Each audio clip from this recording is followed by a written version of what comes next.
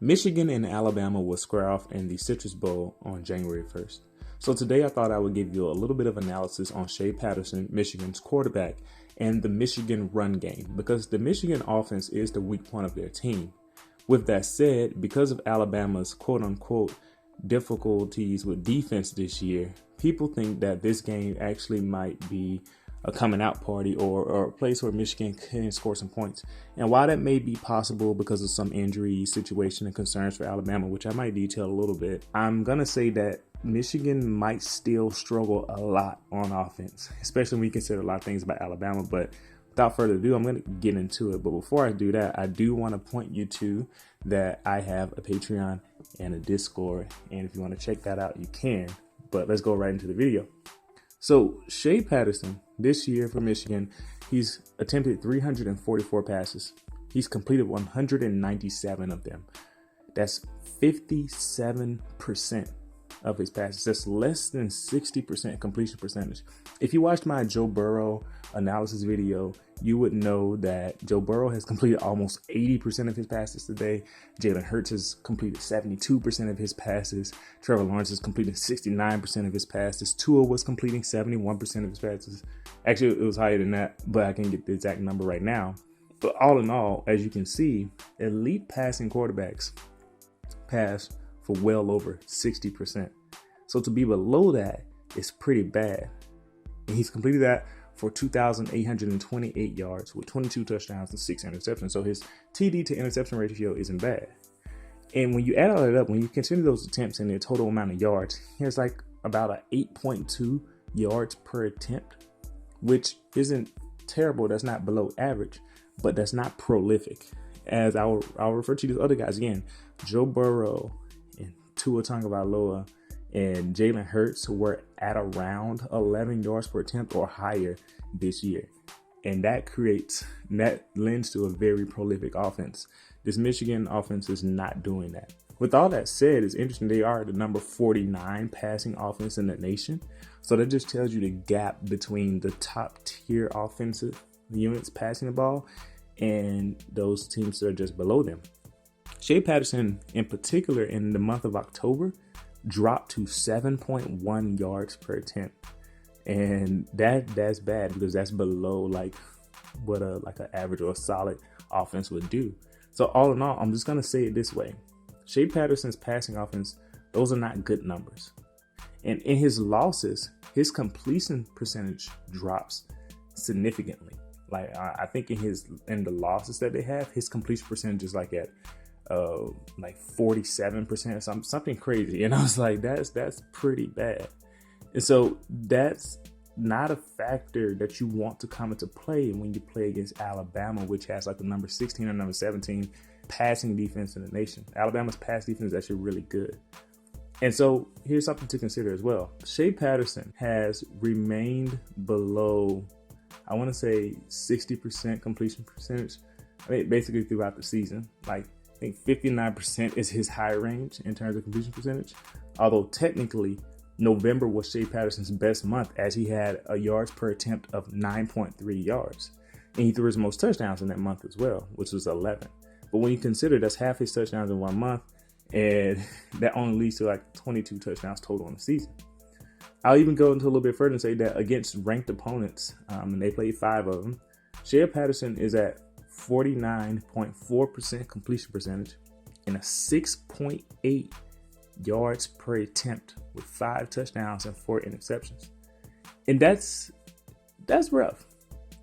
That's really rough. So, and this is why I think this might be trouble when they play Alabama.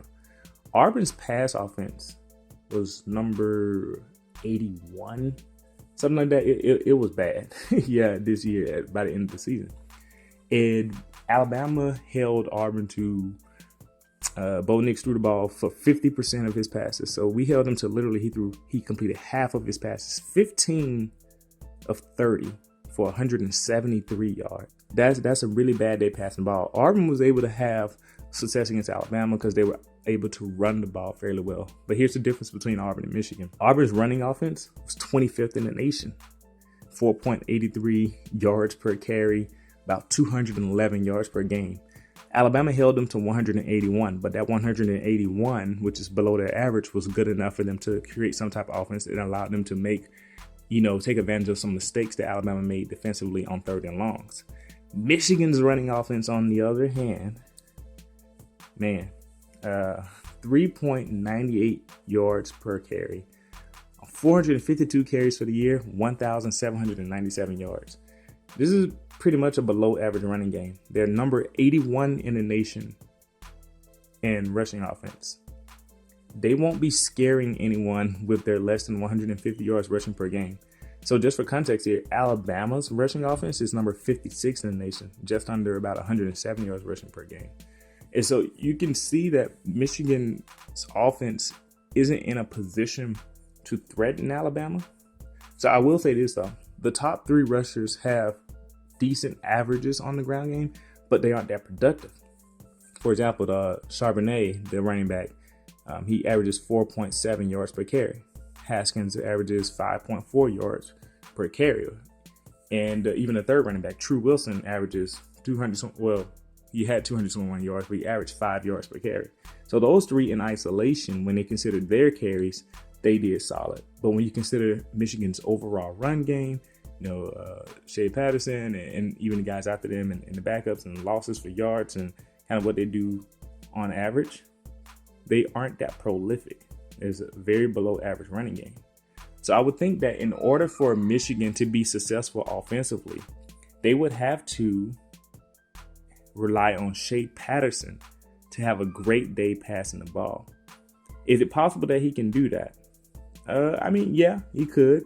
I don't think, if you replicate that Alabama holds Shea Patterson to what they did to Bo Nix, with literally 50% completion percentage for less than 175 yards, I'm pretty sure that Michigan will struggle mightily in this game.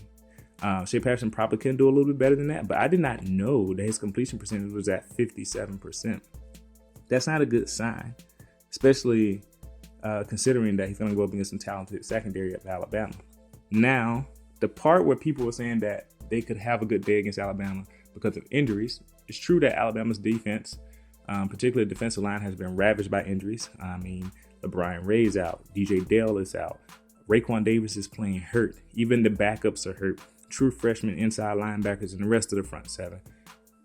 Those are issues. But they held Auburn well below the average, about 30 yards below Auburn's average, while dealing with these same injuries. They had a month to somewhat get healthy, although most of those guys are probably still out. But the guys who did play will be healthier. If they can hold Auburn's running game, which is better than Michigan's, to 30 yards below their average, Michigan will have to do something amazing to do better. So I don't think Michigan can expect to have a crazy good game running the ball. They probably could get some success. But the real thing is going to come down to whether or not Shea Patterson can play better than Bo Nix did. Because if Shea Patterson is held to the same level that Bo Nix played in that Iron Bowl, Michigan will for sure lose this game. I think I'll go ahead and say that now.